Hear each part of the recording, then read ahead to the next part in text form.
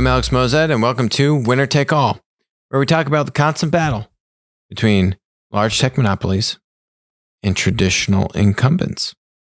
So today, first topic, we're going to dive into my recent interview, actually just this morning on Maria Bartiromo's show on Fox Business. And, there's a few topics that we discussed or that I discussed on the show. And we're going to check it out and dive a little bit deeper into a couple of those topics. Chinese regulators ordering Ant Group to refocus its businesses and comply with regulatory requirements there. The People's Bank of China criticizing the company for its behavior towards competitors and consumers, saying that Ant Group, quote, despised complying with regulations. Regulators last month stopped Ant's $37 billion stock debut in Shanghai and in Hong Kong over regulatory changes. And then just days ago, China announced an anti-monopoly investigation of Alibaba Group, which owns a stake in Ant Group. Joining me now, Applico CEO Alex Mozet. And more tough news for Jack Ma as he continues to, or I guess his war with the government seems to be escalating on a business perspective. Where do you see it? It's that fateful conference speech that he gave October 25th in Shanghai, which really set all these things in motion. He said some not so nice things about the CCP and the financial regulators in China. And boy, I bet he wish he could take those words back right now. Yeah, well, I mean, what does he do? I mean, he needs to figure out how to work with the Chinese Communist Party. What can he do to heal the divides? Because, I mean, investors around the world, a lot of American investors are invested in these Chinese tech companies. Some people could say that's an oxymoron working with the CCP, Dagan, but there's a lot of things he has to do behind the scenes, frankly, and that's the problem with running a company in a totalitarian communist dictatorship is when the government is mad at you, how do you get back in their good graces? When you figure that out, let me know. It's a very difficult, wall to overcome. So let's just dive deeper into this, right? You saw they were featuring Alibaba's stock price. It's down basically, a third since all this started happening in the past couple of months here.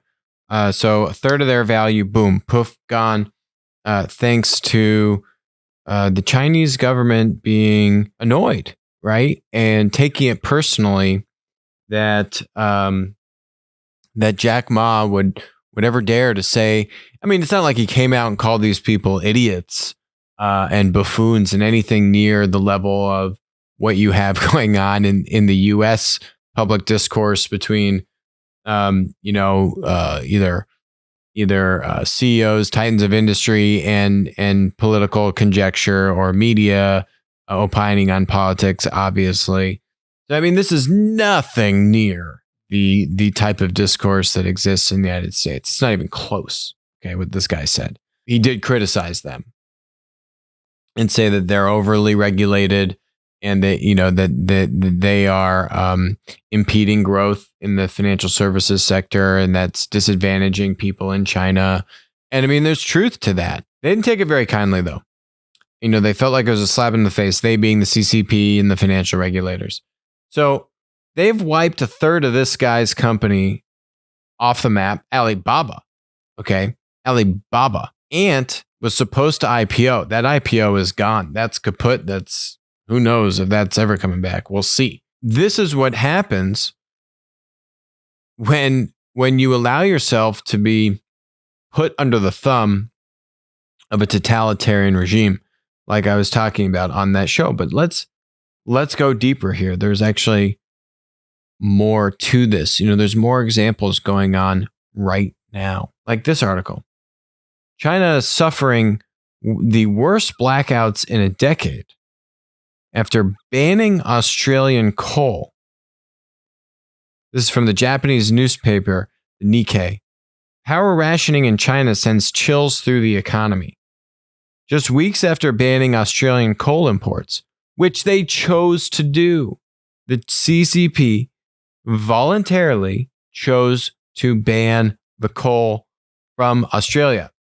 So much so that they are now facing a nationwide power crisis. Amid large-scale outages, Beijing is resorting to electricity rationing for households and businesses not seen in years. China suffers the worst power blackouts in a decade, South China Morning Post, the mouthpiece of the CCP. Provinces across China are struggling with blackouts as authorities use restrictions to curb energy use and manage supply. The power crisis is threatening to throw a wrench into Beijing's plans to rapidly revive the world's second largest economy, says the Nikkei. The Chinese power sector is heavily dependent on coal imports from Australia. In 2019, 60% of China's thermal coal imports came from Australia. Coal provides up to 70% of China's energy needs. Well, I thought China was using clean energy. I thought they were leading the world in clean energy. I thought they are the beacon of clean energy, right? Oh, but 70% of their stuff is from coal. Oh, interesting. China is also the world's biggest polluter, emitting more carbon dioxide than the United States and the EU combined. Surprise, surprise. From the Australian newspaper, the Sydney Morning Herald, it says that the streetlights and billboards are being turned off in China's major cities. Factories are being shut down or forced into reduced shifts. Office lighting and lifts have had their power cut off. Consumers have been told not to use electric stoves and to turn off their heating until the temperature falls below 3 degrees Celsius. Okay, below 3 degrees Celsius. That's like in the, high 30s Fahrenheit. I mean, what? Why is China banning coal from Australia? Well, that's because the Australians have said some, guess what? Not so nice things about China. or no, you know what? Just the truth. That the virus came from China. In April, the Australian Prime Minister, Scott Morrison, demanded an independent assessment of how this all occurred so we can learn the lessons and prevent it from happening again. The guy said, we need to have an independent assessment of what happened here. And that was just, man, Scott, why would you ever make such a ridiculous demand? Beijing responded by threatening a boycott of Australian goods and followed up by slapping punitive tariffs on key imports from the country. You can't make this stuff up. The guy said, hey, there's this thing called coronavirus, which is from China, and it'd be great to have an independent commission look at this. China says, how dare you treat us with such disrespect? We are going to, cut off our own nose in spite of you because we're not going to allow this to happen to our national honor. It is so childish, this kind of activity. And it just goes to show you the people calling the shots are, somewhere up inside the CCP. The lady from Fox is asking me, what does Jack Ma do to fix this? No one knows, right? What kind of rational thinkers are in there saying, yeah, you know what? Let's have nationwide blackouts. Let's have our people not turn on the heat unless it's less than 3 degrees Celsius in their house. And but we're going to do this to teach Australia a lesson. That seems like a great idea. Let's actually put our economic rebound, in jeopardy because we need to show Australia a lesson. Right? Wonderful. Really geniuses over there. This is what happens when you allow yourself to have, or you allow China to have too much leverage on you. Whether that's a business, Alibaba, not much they can do about it. It's a Chinese company. We're going to get to Zoom in a second. Just you wait. Whether it's a country, Australia, and every other country in the world better wake up. And I think some are starting to wake up about what is really going on and what has been going on for the past 20 plus years. China's not changing. Maybe you could have held on to that hope 10 or 15 years ago. That ship has come and gone. That's water way far under the bridge. It's time to recognize China's not changing. This is childish behavior, just like China has acted like a child in their handling of the COVID crisis, right? How many reported cases are in China? Oh, less than 90,000 reported cases in China still to this date. Are you kidding me? There's no transparency. They've kicked out all of the American journalists. They did that months ago, right at the beginning of 2020, before this hit and actually came out. You can't believe anything coming out of there. You can't believe what they're reporting on COVID, what their GDP numbers are. You can't believe any of it. There is no transparency. And the next example is Zoom. We've talked a lot about on the show how Zoom is compromised. One of the articles that we were covering, when we were going over Zoom, it was like American head, Chinese body, or Chinese body, American head, whatever it is, it's in conflict with itself. It doesn't work. All of Zoom's product and engineering resources in China, the guy who founded it, he's an American citizen who was born in China. All of his key leadership, his co-founder, they're all Chinese.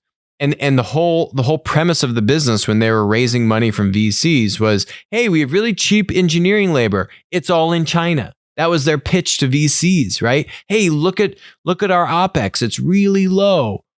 All the engineers are in China. And now remember, because we were covering this months ago, how Zoom is not secure. Why would they be routing calls through Chinese servers? It just didn't make any sense.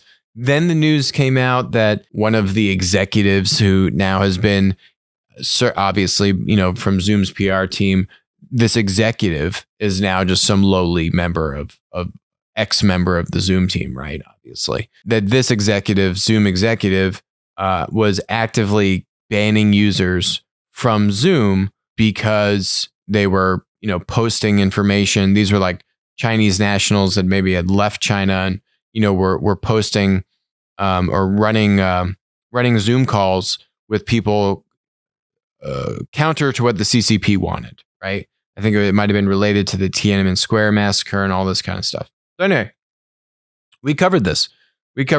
My Zoom clip on TikTok.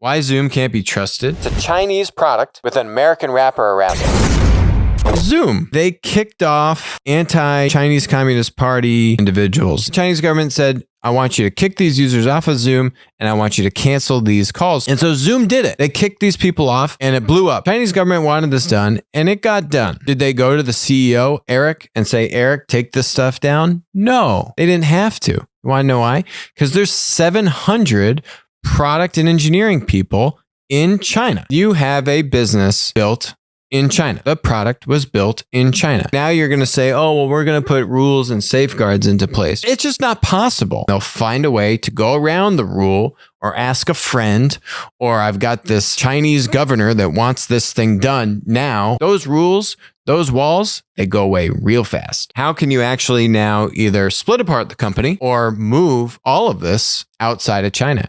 You got to do it. Nailed that one. You say so myself.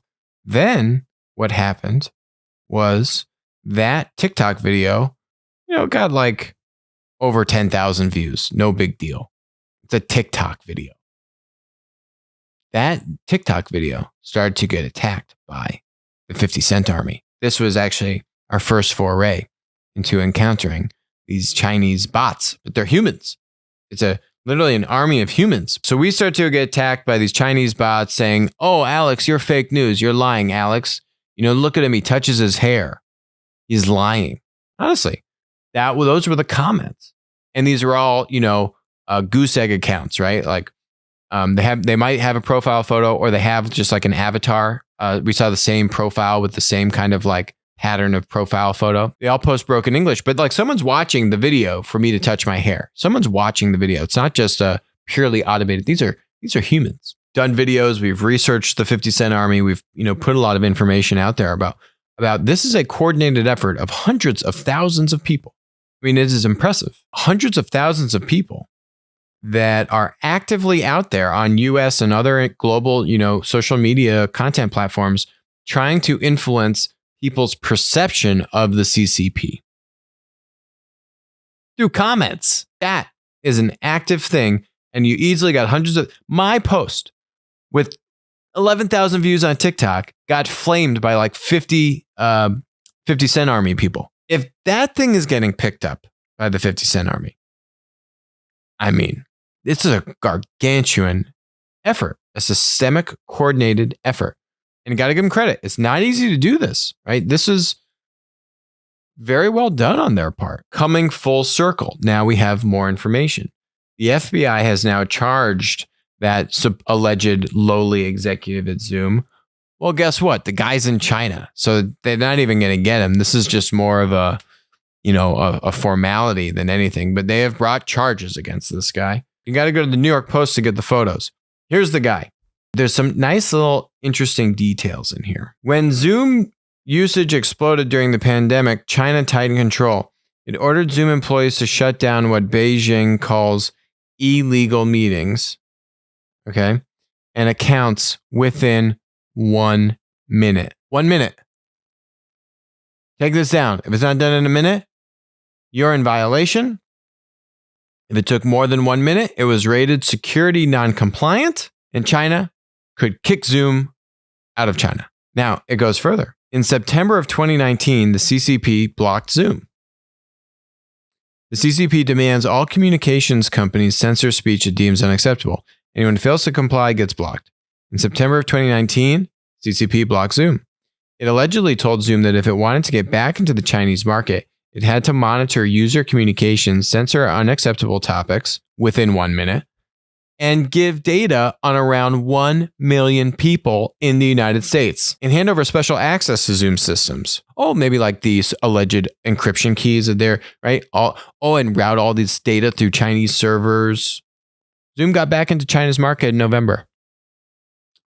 So in less than 2 months, they capitulated. Allegedly, these 1 million users were quote unquote Chinese users in the United States. Oh yeah?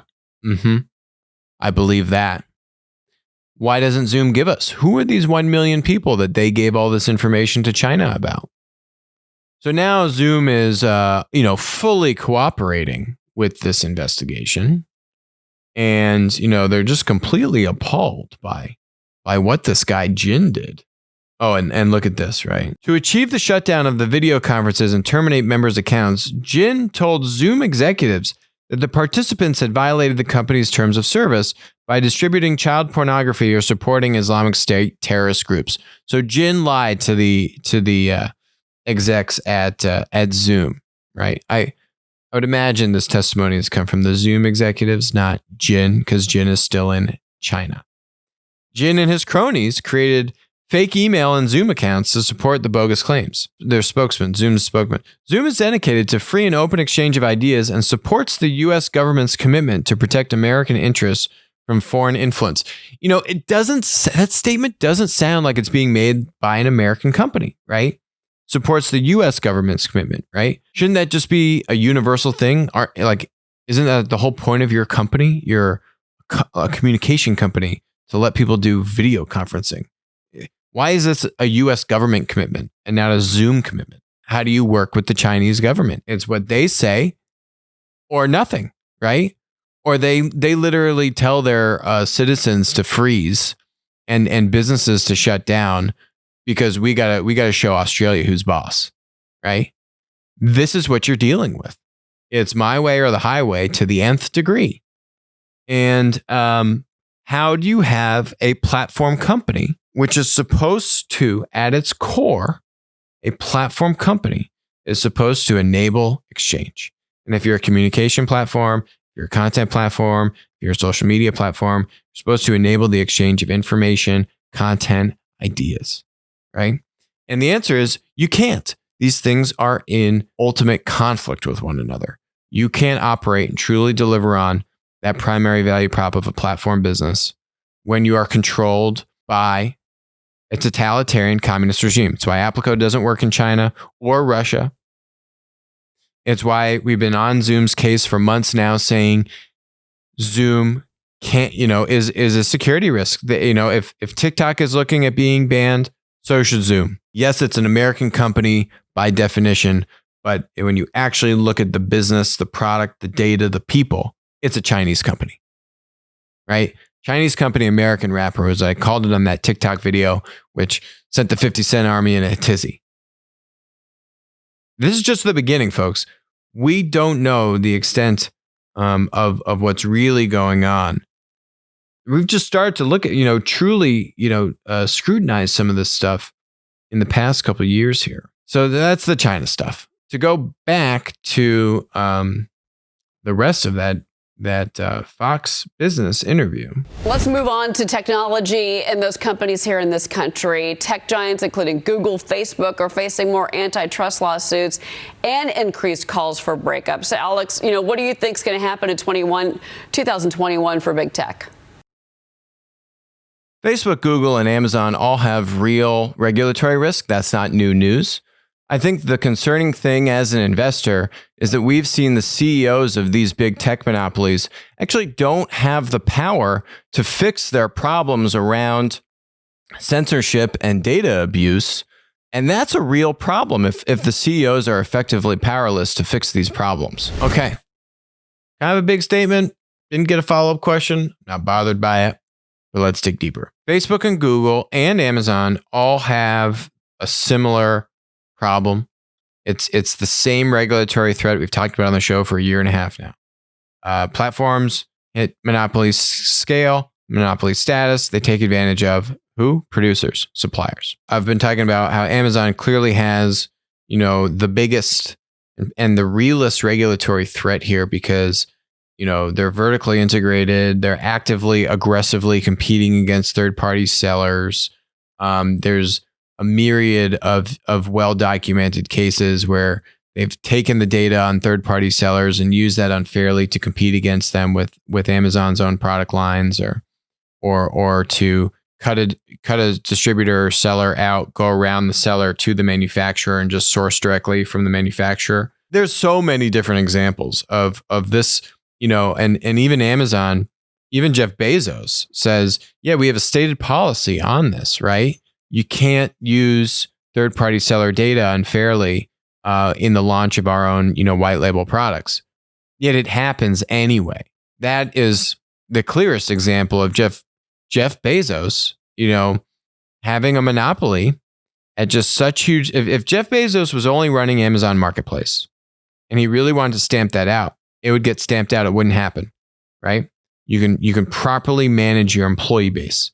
But now you have tens of thousands of employees that have access to that data. There's no way you can police that many people. And you don't have the boss, right? You need the boss. You want something really done? You want something really done very well? CEO's got to be on it. CEO's got to be on it. Jeff Bezos ain't on it. Jeff Bezos is worrying about space and this and that and a bunch of other things, right? Jeff Bezos is not up at night thinking about, what happens if our product managers take advantage of another seller's piece of data to, make more money for Amazon. I don't think that's keeping up Jeff Bezos at night. That's a clear-cut case. We've been on Amazon for months, if not years at this point, say that's a clear-cut, that's a set it and forget it. Bam, you bring that case and say, look, they've got monopoly power. They're taking advantage of sellers. Sellers are customers. The House Judiciary Report, which came out, looking at Amazon and big tech monopoly stuff, actually has a document from Amazon. It might be page 276, but don't quote me on that. That says from Amazon's actual documents and policies, our sellers are our customers too. Word for word, like they watch the show. Sellers are customers, producers are customers. It's a platform business fact. It's part of the book. It's a definition. Platforms have two customers. They take advantage of sellers. Sellers are customers. Antitrust law precedent works for the past 50 years. Bill Barr is a joke. We all know it. DOJ case against Google, big joke. It's all right there. Take advantage of sellers. They're your customers. You're a monopoly. Bam. Antitrust win. Okay. EU is finally onto this. Took them like 5+ years, but they're onto it. They'll get there another 5 years. Now, Facebook and Google into the arena. Why do I lump Facebook and Google into the arena with Amazon? For having somewhat similar regulatory risk, and here's why. For the past probably 4 or 5 years, Facebook and Google have built censorship tools. This isn't just the matchmaking, the algo going berserk, promoting, triggering content like we talked about with Tim Kendall. This is about the censorship. right? This is about kicking creators off the platform, shadow banning them, taking down their posts. They've been building out censorship tools. Same deal. You got tens of thousands of people in each of these companies, Facebook and Google, that have the ability to censor content and blacklist users and shadow ban and whatever, all the different tactics they have to penalize creators. There's too many people. It's too unwieldy of a system to patrol. Just like you got tens of thousands of product people at Amazon. You got tens of thousands of content moderators in Facebook, in Google, full-time employees, 1099 contractors that work for like Infor or some other Infosys, some other contractor company that are doing content moderation. Anyone with an agenda in those groups can cross the line. And what we've seen now is actually we've seen even more bureaucracy created inside of these companies, right? They've tried to regulate themselves. It doesn't work, right? I mean, rewind to AT&T and Ma Bell, right? You can't regulate yourself. It's showing very clearly they're not able to regulate themselves, just like Amazon isn't able to create the Chinese walls. I always get a kick out of that. Not able to create the Chinese walls and keep third-party seller data separate from what you're doing on the 1P side. Same deal. You're not able to provide objectivity to what is offensive and abusive content, right? They have opened Pandora's box. Once you've opened the box, you can't close it. They have crossed the line of objectivity, where they have now allowed their personal bias into content censorship. What was meant to really prevent child pornography from originating on the internet and harmful or actively malicious or abusive language has now just gone any which way that these tech content platforms decide they want to act more like a publisher than a platform facilitating free speech, right? The latter is supposed to openly exchange that freedom of ideas, okay, and information. Now they're acting more like a publisher. Why can't you have the conversation about where the virus came? I'm not even getting into the politics, right? There's a bunch of religious things that are off topic, right? That could be around Islam, could be around Christianity, could be around Judaism. Why are these religious topics not allowed? There are so many nonpartisan things that are being censored, right? Obviously, you get to the partisan stuff.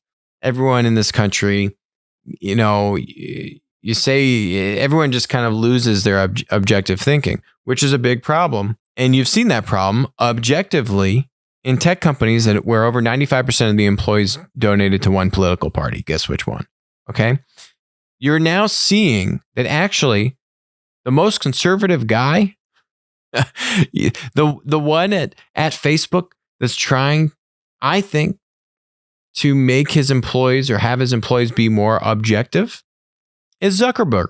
And when Zuckerberg does defend any Republicans inside of that company, we've covered this on the show too. They had the head of external affairs worked for George Bush, and Facebook employees, literally started to mutiny because this guy wasn't allowed to represent Facebook on external affairs. Zuckerberg came to the guy's defense. And what did they do? They leaked the audio of Zuckerberg in the town hall meeting. They leaked the audio because they disagreed with the founder and CEO and went after Zuckerberg. I mean, Bush doesn't even like our current president. I mean, it just, again, there are no boundaries anymore. It's just cancel culture, and cancel culture has taken over the employees at Facebook and Google. So you don't have the subjectivity. Now they have these like committees to figure out what's appropriate and inappropriate content. I mean, it's a joke. You now have massive bureaucracy. You have a CEO who's 20 levels removed from the people actually doing the content censorship. Probably got hundreds of employees with an agenda, and they can execute that agenda. And there's not one iota of what Zuckerberg can do. And I would lump Sundar into that bucket too. You think if he went to YouTube and said, guys, I mean, like, you can't just take the WHO's word on this. You can't just, hand this over, the keys to the kingdom content. I think he'd actually have a mutiny on his hands. I don't, I think they do the same thing to what they did to Zuckerberg. And let's face it, this guy does not do well in front of the cameras. We saw him testify multiple times. It's not a pretty picture. And that's what I'm talking about when on Fox Business is the CEOs don't have control. CEOs actually, even if they issued a directive, it won't get implemented. There's too many people. They're too far removed from it.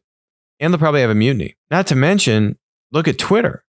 I actually think Twitter's a great example of this. They're not a monopoly. They have flat growth. Q3 2020 compared to Q3 2019. They have 30 million active users in the United States. It's a joke. They're not a monopoly. It's just a pathetic business where they have gone fully off the rails and honestly gone against the exact value prop of platforms. But it's not because of the CCP controlling them. It's because of weak leadership, a shocking assessment by Elliott Management, their activist investor, to actually leave Jack Dorsey in control of the company. What I've heard is that Jack has a very weak executive team underneath him.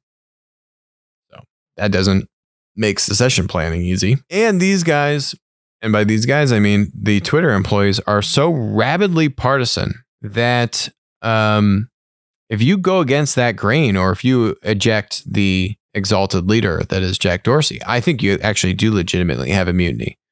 And bad things could happen. I think Elliott got in there and was like, oh God, what did we just do? They're trapped. They can't do anything. They actually can't get rid of the CEO. And the CEO is totally fine with what's happening. It's just sad to see. Next topic. This one, much brighter topic. ADHD trader said, Alex, why do a SPAC if you can do a direct listing? Would a company go to the SPAC route if they're afraid their stock won't trade for much? Now, what just has happened, literally in the past few days, is the SEC has actually released guidance. Here you go. You can read it. All 40 pages. Fun little light holiday reading for everyone. They've basically released guidance here. The reason why companies would go SPAC over direct listings prior to this guidance was this. In a SPAC, with Porch, which we're about to touch on, you can raise money and list your shares with a lot less regulation, with a lot less scrutiny leading up to the IPO. It's an accelerated process, much easier process.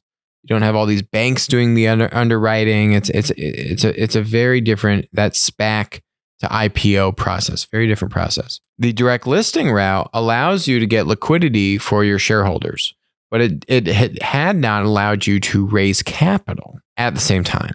So you could do a direct listing, and now your shares are effectively being traded on, say, the New York Stock Exchange and the NASDAQ, right? You got to do your public filings, and you got to do Sarbanes-Oxley and all that kind of stuff.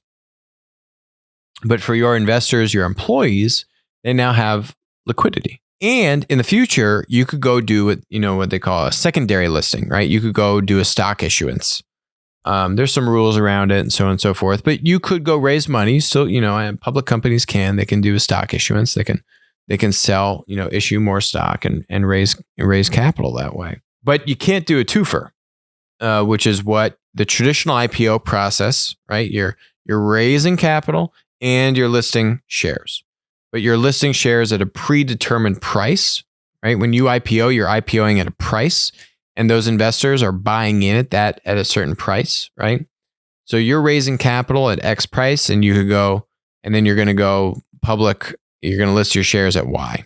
Bill Gurley, I'm going to show you a video on in a second, saying, this spread, it's arbitrary what you're listing the price at in the public market. And so you would see as a lot of tech companies leave a lot of money on the table because, they open at $20 a share and it closes at 30. And you just say, what the hell? I just missed out on 50% value of my company, right? I could have raised all this money at a 50% higher valuation. That's not okay. SPAC is kind of like a hybrid. You're raising money. You're getting a faster process to go public. You still have to price, the stock.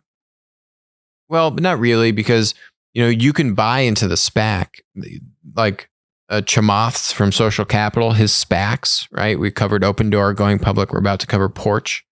You could buy into that SPAC before because it's a special purpose acquisition vehicle or company.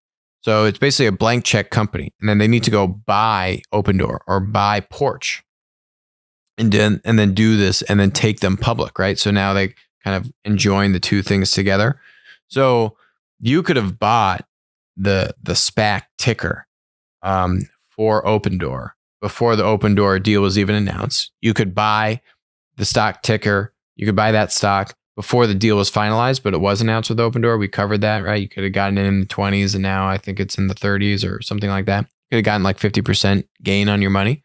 So you can get into that kind of deal without even having information, just knowing it's Opendoor, right? And without even knowing their financials because it hasn't actually gone public. So there is a little bit more market liquidity there. The fundraise is, fluidity when it comes to the share price, right? But you're still raising capital at a predetermined valuation prior to, seeing where the stock gets priced once the SPAC is completed and now, Opendoor is effectively publicly trading. Here's Bill Gurley. He's super pumped. He's been on this, on this bandwagon for a long time, saying that,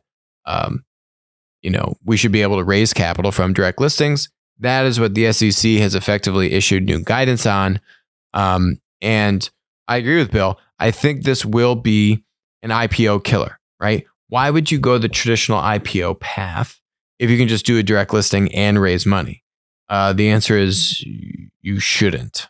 A potential big win for Silicon Valley today. The SEC approving the New York Stock Exchange's plan to allow companies to raise capital through direct listings. That move was cheered on Twitter by tech investor Bill Gurley. He joins us now for an exclusive interview. Bill, welcome. We talked to Stacey Cunningham of the NYSE last hour. People like you are very excited, though some might wonder if VCs are obviously excited because unlike in an IPO like this, you can sell on day one. You don't have to go through a lockup period. Is that part of the reason you're happy? She completely missed the point, by the way. That's totally not the main driver of this. Don't know where she gets her talking points from, but maybe she's just trying to tee him up. I don't know, but completely missed the ball on that question. First of all, I'm thrilled, and thanks for having me on, Scott and Sarah. No, the primary issues with the traditional IPO are twofold, and the SEC nailed them both in their draft today, which is that it doesn't provide access to all investors. It's just a select group of people that happen to be the biggest customers of the investment bank. And the price and allocation are determined by humans just guessing. Which makes no sense whatsoever in the modern age. So the direct listing gets rid of both of those. I think those are the two primary components.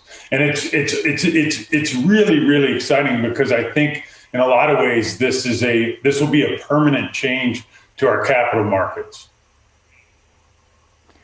Though some are wondering if direct listings give companies the ability to circumvent some investor protections that come with the traditional IPO process, potential investor lawsuits. What would you say to individual investors on that? Well, as you may know, the Council for Institutional Investors, which is a lobbying group on behalf of the hedge funds and the buy-side funds that reap the benefits of these exploited IPOs, they laid out all those arguments in their fight with the SEC to try and block this innovation that Stacey and the NYSE are bringing forward. And if you take the time, and I would encourage you, it's not that long, to read through what the SEC wrote this morning, they shut all those points down and said it's much more critical to have a fair and unbiased process and embrace those two key points I made. Let's provide open access to anybody. In the future, you'll be able to go on Robinhood, and if you want to participate in an IPO, you can. And then let's not let these intermediaries and gatekeepers hand allocate who gets this underpriced stock. Open access to everybody. Kind of goes back to our point on tech censorship from content platform monopolies. Bill Gurley, being a huge platform investor, he understands value prop of platforms probably almost better than anyone. He's from Benchmark, big VC firm now, big investors in Snapchat, which is on fire these days, and others. But anyway, let's listen to what else he has to say. Unfortunately, have been available order matching systems for over 20 years. but now they're going to be part of the IPO process, which, by the way, is the exact same way every corporate bond has been priced for years. And so those liability questions would apply there. Corporate bonds like Market Access and TradeWeb, both in Platt, the platform ETF created by WisdomTree with Applico's help. Market Access being on fire. It's a marketplace for bond trading, right? Transparency, liquidity. You used to have bond brokers, right? You had these bond trading desks, and everyone was kind of calling around and pricing the bonds, and bam, marketplace brings that transparency, brings that openness, which is what platforms are supposed to do. That's what he's getting at. Other thing interesting in this is, why was this the New York Stock Exchange? Where was NASDAQ on this? Okay, NASDAQ, New York Stock Exchange, big competitors. The NASDAQ has kind of built its name and its reputation as NASDAQ in the early 2000s. They were the ones getting all the tech IPOs, right? They kind of historically have had that tech-friendly aura to them. New York Stock Exchange has been making concerted efforts with a lot of success, and they've gotten a number of recent big tech IPOs to happen on New York Stock Exchange, not the NASDAQ. But it's a constant battle between the two of them. NASDAQ, I think, just, big loss here for NASDAQ, just in the eyes of future tech IPOs, right? The New York Stock Exchange, they're going to be out in front of this. They're going to be out in front of having the best kind of direct listing IPO process. They got the SEC to approve this from a regulatory standpoint. They're paving the way. Big win for the New York Stock Exchange. Very odd to see, why the NASDAQ here was kind of trailing on this. All right. Porch.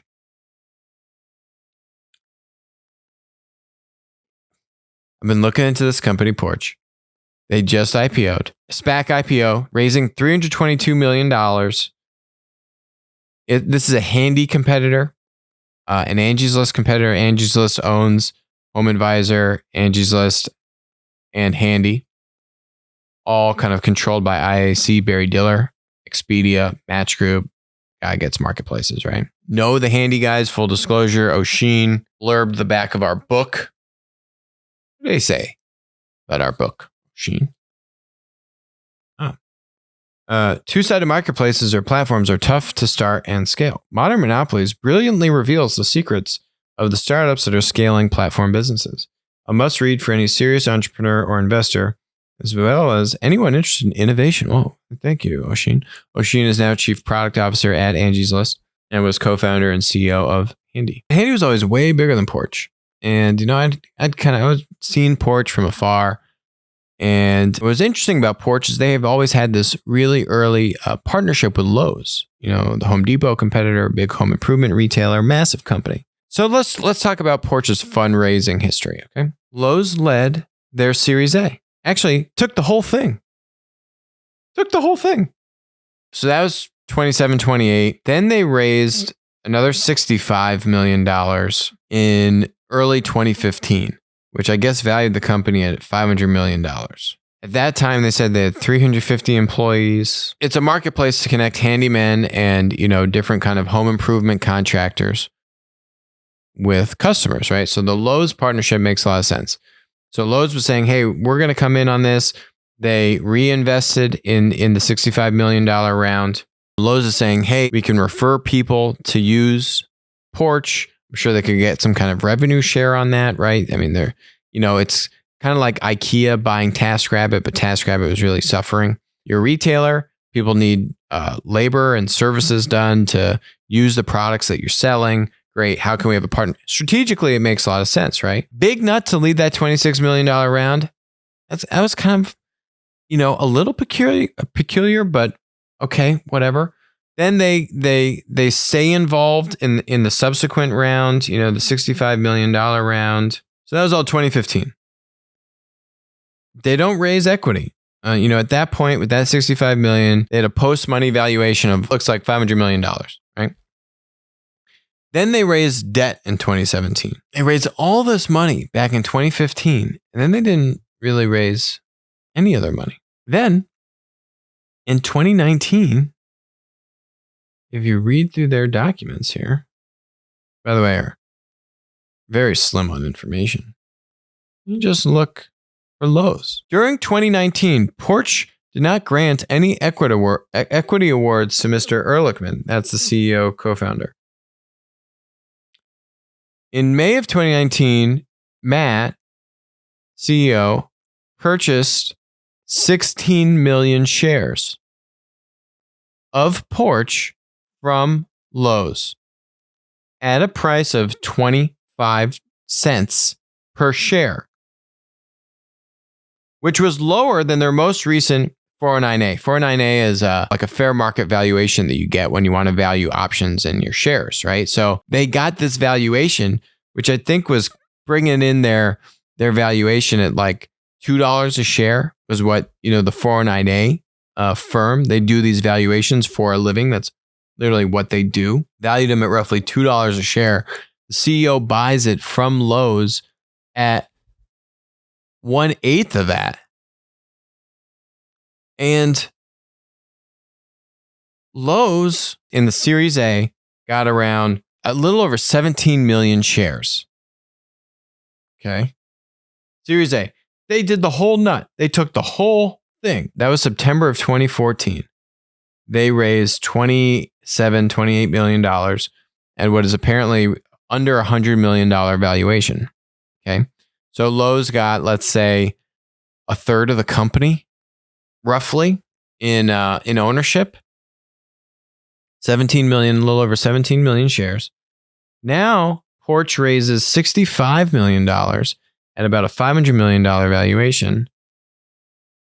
5 months later, in January of 2015. What?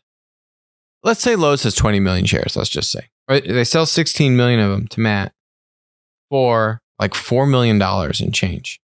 Okay. This is what Apple got in trouble for like 10 years ago. You can't sell shares at under fair market value. That, you're actually, someone's got to pay for that value.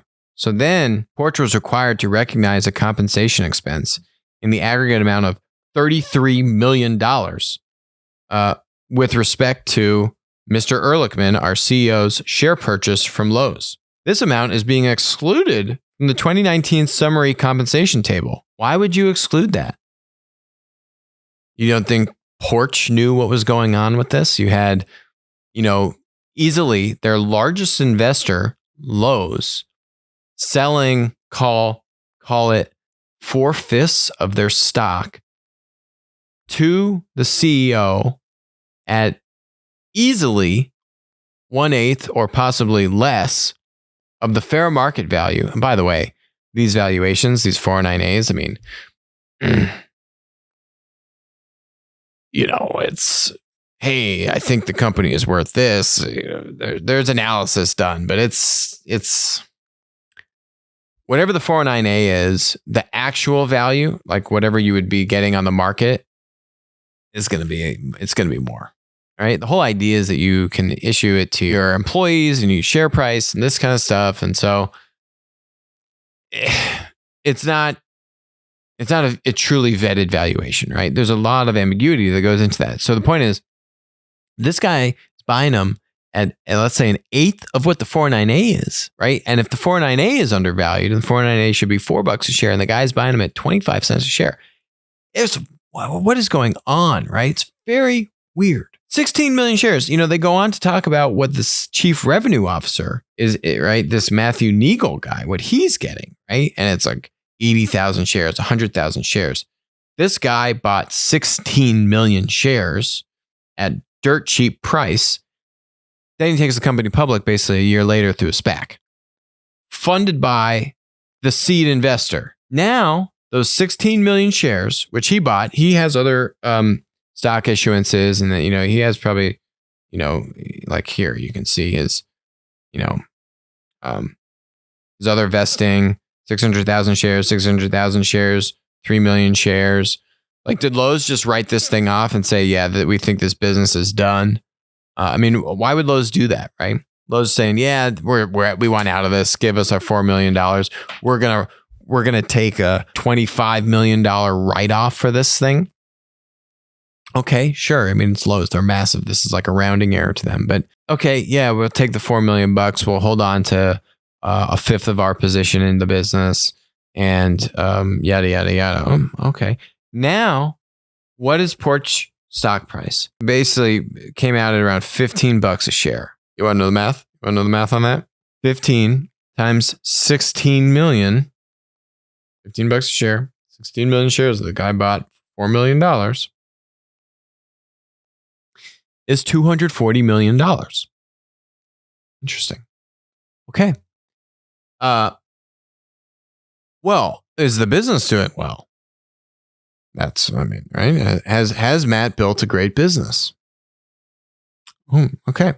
Let's look at a comparable called Angie's List. Angie stock, $13.50, $6.5 billion market cap. Call it $1.5 billion revenue. What is that in GMV? Marketplace again, GMV. This guy is saying Angie's List will do around $46 billion in requested GMV, right? So, hey, I need this thing serviced, or hey, I need this job done. Serviced, so the actual GMV performed $28 billion, right? Of that, saying 5% overall take rate is, how they get to $1.5 billion in revenue. The move with Handy, I thought there's a great acquisition of Handy. Handy, would say, hey, you want your house cleaned? It's going to be, it's commoditized service. We go very deep into the idea of commoditized and uncommoditized services in the book, right? Uber, commoditized service marketplace. Handy, commoditized service marketplace. Home Advisor, Angie's List, non-commoditized service marketplace. What does that mean? Doesn't mean that the business is commoditized or not. What it means is that the service being exchanged is commoditized. So Airbnb, non-commoditized, right? I have a house that could have hundreds of different features or attributes that would determine the value of that service, right? Or that experience, or that house. Not commoditized. When you have a service that is, has only a handful of real attributes that determine the value of that service, you can start to think about the services being, and this applies for product marketplaces too, by the way. Just think new versus used product marketplaces where, how do you set the price of a used product? Is the platform setting the price or is the producer setting the price? That's kind of the main thing here.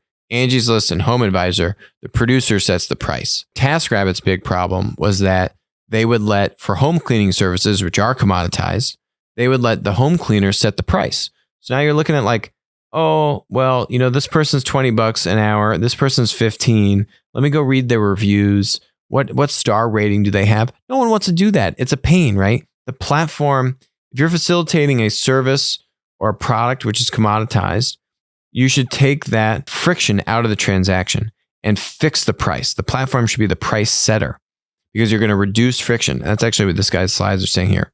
There's $18 billion in requested GMV that isn't serviced. This slack is expected to be reduced due to fixed price services, right? You can reduce friction by fixing the price because what you're going to say to the customer is, hey, $30 an hour, you're going to get your home cleaned. I'm going to match you to a producer, to a 1099, home cleaner, but the platform, are going to ensure that home cleaner does a great job, right?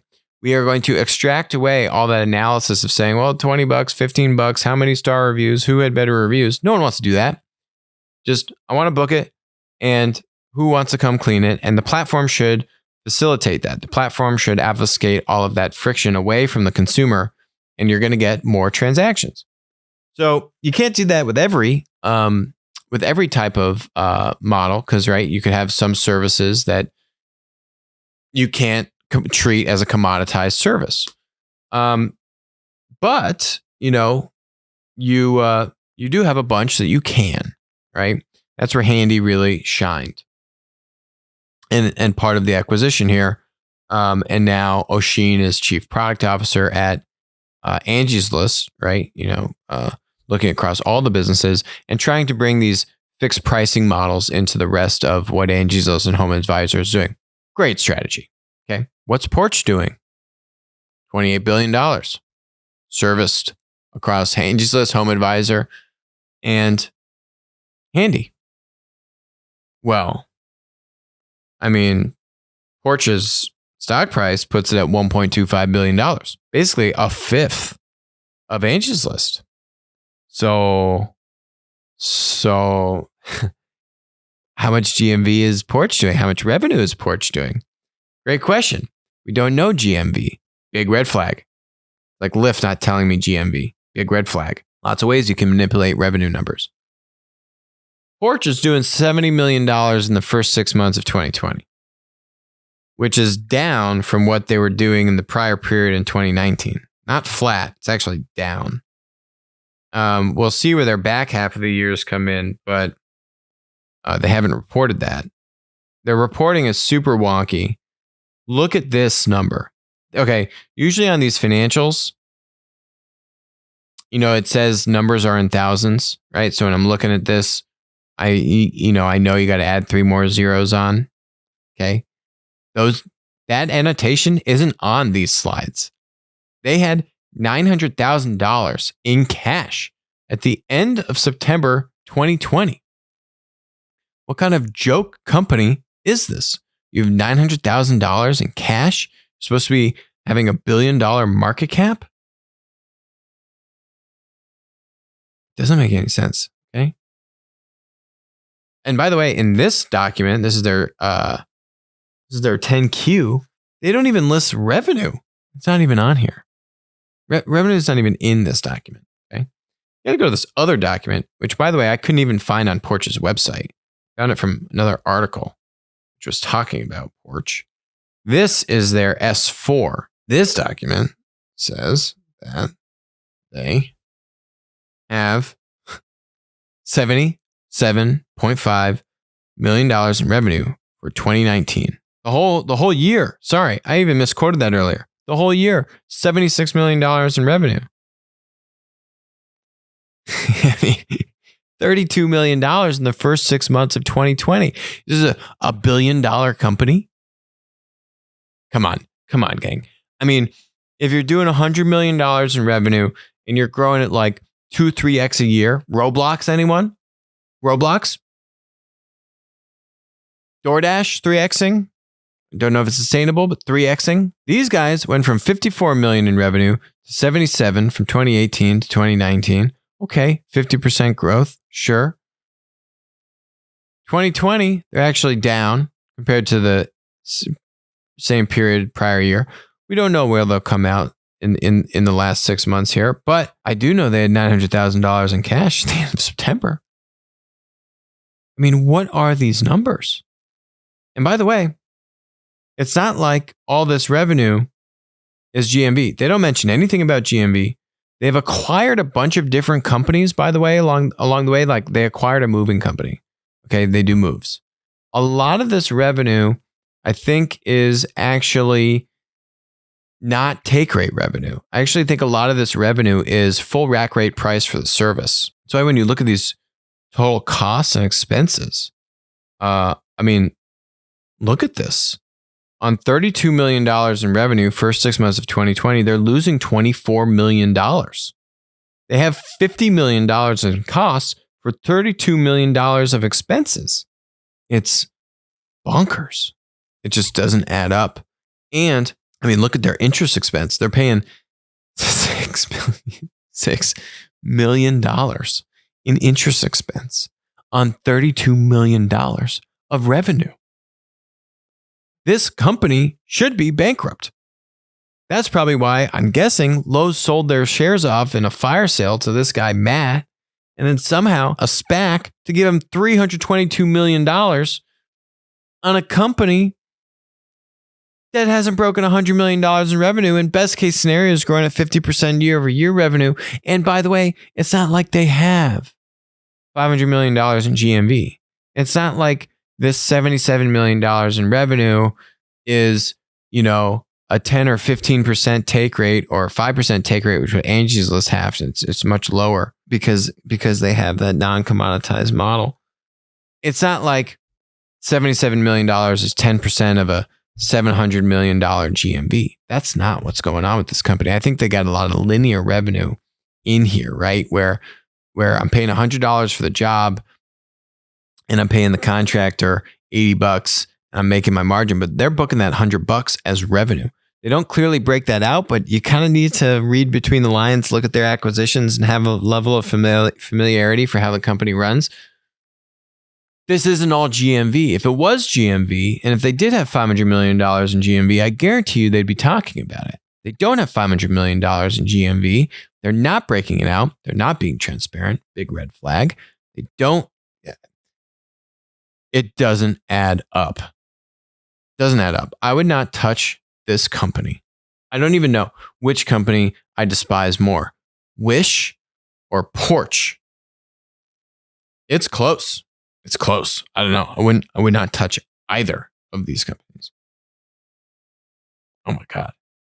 I mean, the CEO is now making $200 million in a year because he's buying out low. It stinks. It stinks. So.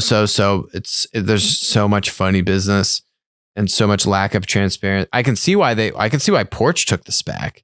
Yikes. Oh my God. Look at this. I mean, look at these businesses they bought. Go Google these. Hire a helper. Service. Inspection support. Apparently that one's pretty good. Hire a helper. That's like, moving your stuff in and out of a home.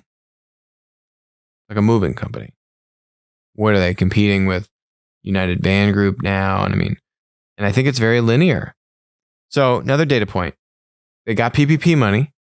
They had 400 employees at the time of PPP. Remember back in that raise in like 2015, they had 350 employees. They've gone up, they've gone down, 200 employees, this and that. They're all over the place. 400 employees. It just, none of it adds up. None of the numbers add up. I would just stay far away from this. Okay. That's it. Marathon, winner take all episode.